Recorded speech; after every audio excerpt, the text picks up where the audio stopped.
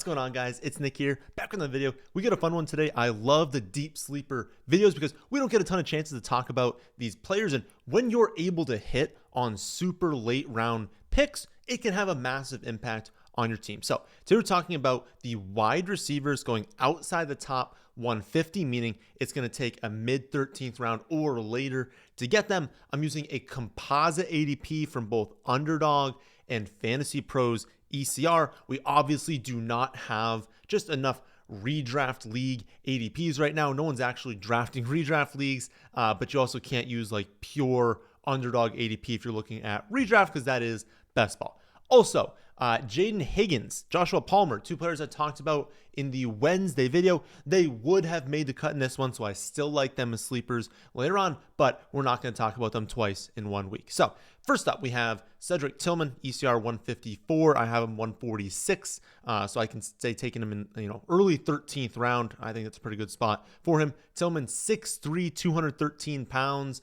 was an early to mid third round pick 2 years ago.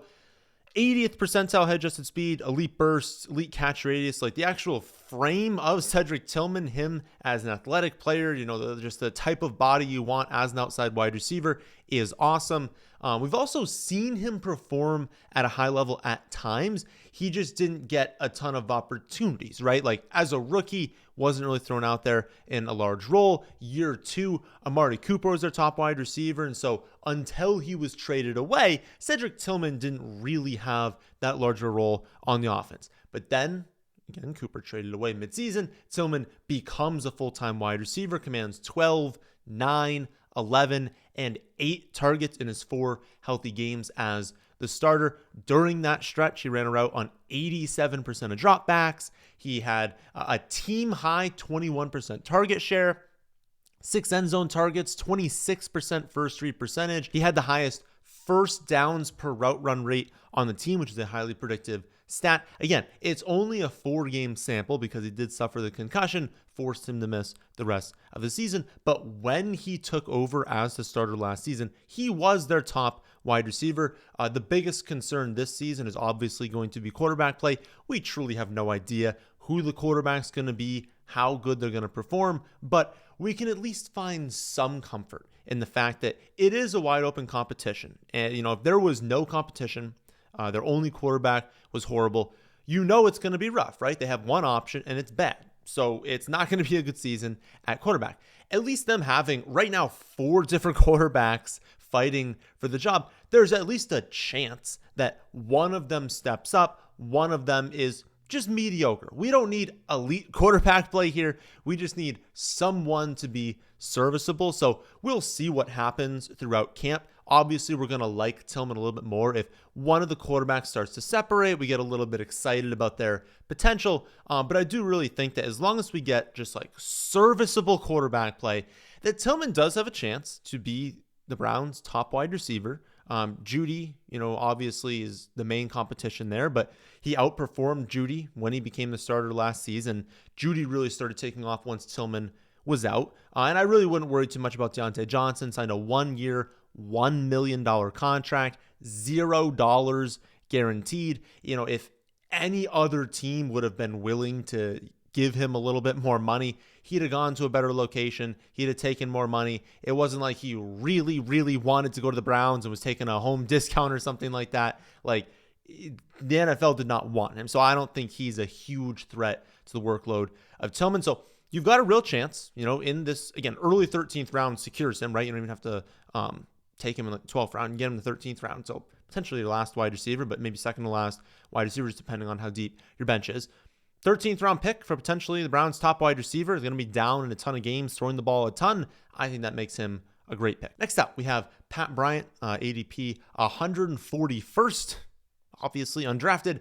I have him 167th. So, I think he's worth taking in the mid to late 14th round. Pat was drafted with the 10th pick in round 3 this year, 5 picks behind Kyle Williams, 5 picks ahead of Jalen Noel, both of whom are being taken significantly earlier than him in drafts. I do get why, I understand why those two are going a little bit earlier. Sean Payton, he already spent a 4th rounder on Troy Franklin last year, 7th rounder on Vele. They took Mims, the last pick in round 2 years ago. So, he's been trying to hit on a wide receiver, hasn't had a ton of success. The Denver offense also just has a ton of talent. Like, target competition this year on Denver is going to be rough. It's going to be difficult for anyone to carve out a massive opportunity share just because they have a lot of talented players on that team. Here's why I'm optimistic, though. My model does like him. He had a strong percent of team points per game in college, yards per play, yardage percentage, breakout age, like all of that was really strong. Athletically, my model comps him. The bull comp is a more athletic Tyler Boyd. Bear comp is Romeo Doubs. So pretty decent comps, honestly. Sean Payton has also said he reminds him of Michael Thomas, just given how he explodes off the line, how great his hands are, how physical he is. He's even wearing Michael Thomas's number in camp. I honestly think that Sean Payton is just going to give Pat Bryant a chance to win that Michael Thomas role on the offense. That like power slot wide receiver that racks up a ton of receptions on just a lot of layup routes, just highly efficient routes, relatively close to the line of scrimmage, and then middle way downfield. They don't need Pat Bryant to kind of be that like downfield threat. They have Marvin Mims to be in that role. They could theoretically use Troy Franklin at times in that, but Mims is probably going to take over that role. They have Cortland Sutton working in the intermediate areas, so they need someone who's getting these layup routes, these easy ones, but they're highly efficient routes as well. They had Vele in that to start last year, and everyone was like, oh my goodness, where is this coming from? Because Vele was racking up a ton of receptions to start the year, but Vele was like, never that great of a prospect, and believe it or not, he turns 27 this year. Like, even though it's only year 2 in the NFL for him, he was an unbelievably old rookie, and that's also kind of feeds into like why this Vele is not a 22-year-old. We're like, what's the ceiling here, right? Can he expand into year 2? It's like, he's going to be 27 in a couple of months. Like, we know what Vele is. We know he's not going to be a high-end wide receiver. We don't 100% know how good Pat Bryant can be. When you have these rookies, and it's not like, again, he was a 5th, 6th, 7th round pick. He was the 10th pick in round 3. That's a relatively high pick for a wide receiver. When you've got someone drafted that high, that has really strong athleticism, that the coach really likes and sees a general role for him and has had a player in the past that he's coached to an unbelievable seasons, multiple unbelievable seasons in fantasy, and he's reminded of that player, you know that there's a chance they have that role. There's a chance he's productive in fantasy. I would say a little bit more likely in full PPR, but no matter where. It's the last pick, right? Going outside the top 200, well outside the top 200, last pick in the draft, absolutely can take Pat Bryant. Third wide receiver I'll talk about today is Keenan Allen, ADP 185. I have him 174 right now, mid 15th round. I know that many people think Allen is just dust at this point, and maybe he is, but he very clearly still had gas in the tank last season. He was cooking defenders at times, and even on a bad offense with really difficult target competition, he still racked up nearly 5 receptions per game. It's also worth noting that he led the Bears in targets per route run last year. He was effectively tied with DJ Moore in yards per route run. He led the team in receiving touchdowns. He led the team in first downs per route run. So if that's what dust looks like, then you better not be drafting DJ Moore or Rome Odunze this season. I think everyone can understand that it was the offense. The Bears' offense was just very bad, but the underlying metrics for Keenan Allen were perfectly fine last season. We have no idea where he's going to play, if he's even going to play at all. And so there is obvious risks that, he retires or he lands on a bad offense, but obviously the risk is, much worse. Like, the downside is much worse if he straight up doesn't play. Even on a bad offense, he's going to be out there. He's going to be relatively productive. But there is risk that he just doesn't even play the season. But let's be honest, do we really think, number one, do we really think he's done? I don't think so. I think he played well enough last year where he would have to just not want to play anymore to not play. Someone is going to give him a contract. And to really think that he would sign with a garbage team, at this point in his career, he's probably signing with a team that is either a contender or he thinks has a chance to be a contender, or a team that, he likes and knows that he can step in and just walk into a very large target share. I'm willing to take on that risk, even on Underdog, where I understand he's going to round 17 on Underdog right now. he will sink you. Like if he does not play, even with a round 17 pick, you can absolutely advance. You can absolutely advance far, but like it's really hurting you just getting a straight 0 from your round 17 pick. So I understand the risk, but again, he is going in 17th round right now. There are plenty of wide receivers in that general range that, I like, but also have very much downside risk and are not the caliber player that Keenan Allen is, because again, I did not see him being cooked last season. I saw a cooked offense. Like I saw a team that was not good, but in terms of like Keenan Allen, I think a lot of teams would love to sign Keenan Allen this season, and it would be a massive boost to your team if you draft him in the 17th round and he lands on a team where he can command even a 15% target share. So again, I'm loading up on him right now before we get news that he signs, because, when he signs, if it's even to a half competent team, he's going into like the 13th or 14th round instantly. Then we'll see where he rises from there. So being able to load up on that in round 17, I think is 100% worth it. So if you agree with me, you'll want to load up on some round 17 Keenan Allen, while also getting my Underdog, Redraft, and in-season rankings, as well as my detailed projections, both for draft season and in season, all for free. All you got to do, sign up for your first Underdog account today using promo code FFA. Join at least one draft. That's it. You sign up, you do one draft, they're going to give you a deposit bonus up to $1,000. My rankings this season, again, both redraft and in season, all free. All right, fourth sleeper in today's video, we have Dyami Brown, ADP 152, another one just completely going undrafted. I have him 175. That's like the mid 15th round. This offseason, Dyami signed a 1-year, $10 million contract with the Jaguars. It was 95% fully guaranteed, so they are viewing him as that third wide receiver. He steps into a crowded but clear wide receiver room. It's a little bit more risky when it's crowded and we have no idea what's going on. We know what's going on. He does have target competition. Obviously, Bryant Thomas Jr. is the clear alpha. Obviously, Travis Hunter is going to be an incredible wide receiver too, but the team is telling us, and we know this, Dyami Brown is going to be the forgotten number 3 wide receiver every single week. Teams are going to focus on those two, because think about it. You are a defensive coordinator. You are going up against the Jaguars.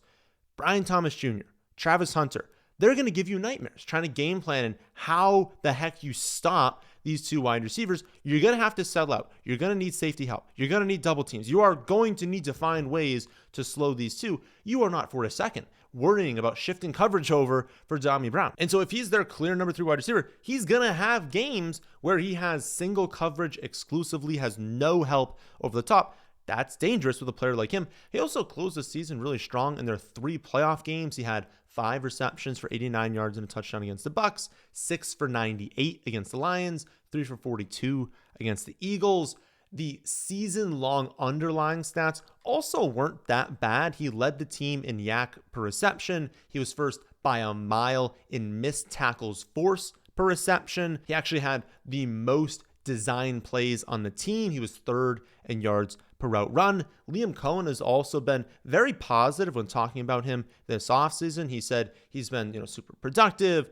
He's shown more versatility than he's been able to put on tape, basically being like, the kid hasn't really had that many routes run in the NFL. And from what they have seen, he's a lot more versatile than what teams have asked him to do in the past. And so he's not only able to get downfield, but they said his route running has been great in the intermediate area as well. And that's really all we can ask for. Again, I just want him to threaten defenses deep and intermediate in a way where it's like, if you are getting single coverage with no help and you're actually able to separate across the field, separate downfield, that's going to bring a lot of upside, right? He's not running routes that are 1 yard downfield where it's like, all right, we're not going to Bryant Thomas Jr., not going to Travis Hunter. Let's just dump it off to Dyami Brown. No, it's, okay, you guys are going to focus on them. Dyami Brown's open 50 yards downfield. Let's chuck it to him. So you're really going to get those spiked weeks, really going to gain that production. And who knows? He has that contingent upside of being the clear number 2 wide receiver if either one of Bryant Thomas Jr. or Travis Hunter go down. I'd also note that, there's a lot of targets available here. I feel like we kind of look at it and we're like, oh, there's 50 targets even possible for Dyami Brown. Think about how many players the Jaguars lost this offseason.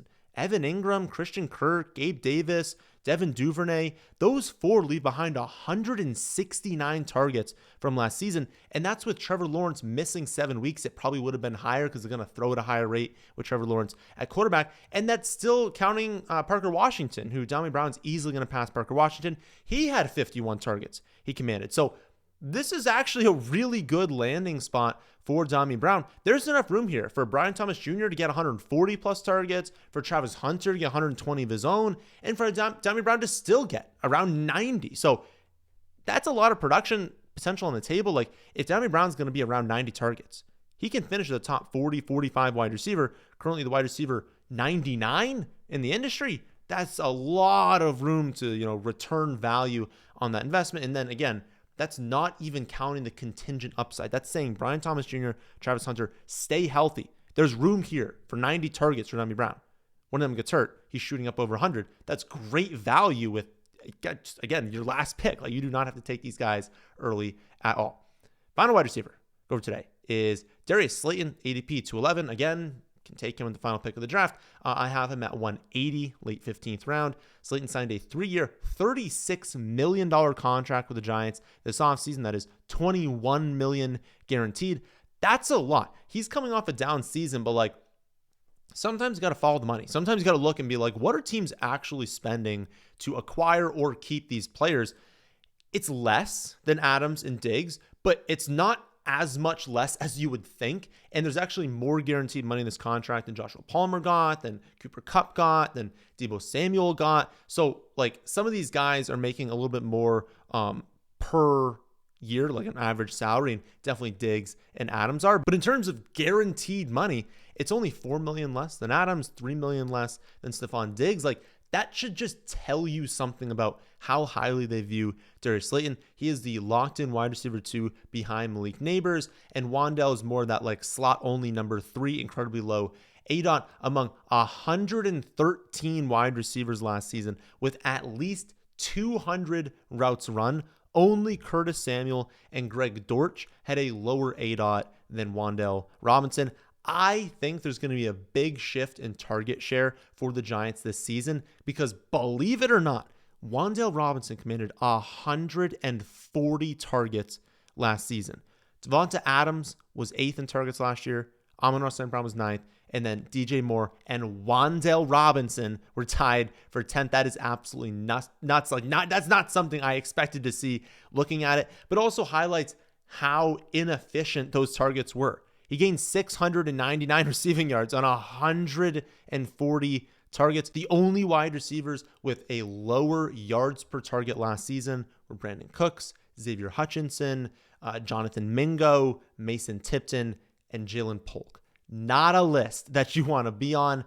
I think with improved quarterback play this season, we're going to see them pushing the ball more than 5 yards downfield a lot more often, and that's going to greatly benefit Darius Slayton at the expense of Wan'Dale Robinson. Also, Wan'Dale from a fantasy perspective, if you're is he a decent sleeper? First of all, it goes way before Slayton. Second of all, he just finished 10th in targets, and he was 55th in fantasy points per game. There's truly no reason to draft someone when that happens. He would have to be the most targeted wide receiver in the entire NFL, which is not going to happen.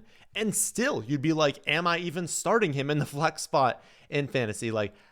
I think the Giants were expecting a lot more production than they got with those targets. And so I think this offseason, they're going to be okay, we cannot keep giving this kid the ball 5 yards downfield consistently because that's a lot of pass attempts that are just not going anywhere on offense. I think Slayton is going to get a lot more of those targets this year. And so he's going to greatly benefit. Is a great pick in the later rounds of drafts. So those are 5 wide receivers I like taking in drafts right now. If you are itching to draft, but your redraft league is still 2 months away, 2 or more months away from starting, head on over to Underdog, get drafting today. You can sign up with promo code FFA. Not only get a deposit bonus up to $1,000, but get my Underdog, redraft, and in-season rankings for free, along with my season-long and in-season detailed projections again for free. It is the best deal in the industry, so why not take advantage? All right, that'll do it for this one. Thank you all for watching. Please leave a like if you made it this far. Subscribe to the channel if you are new here.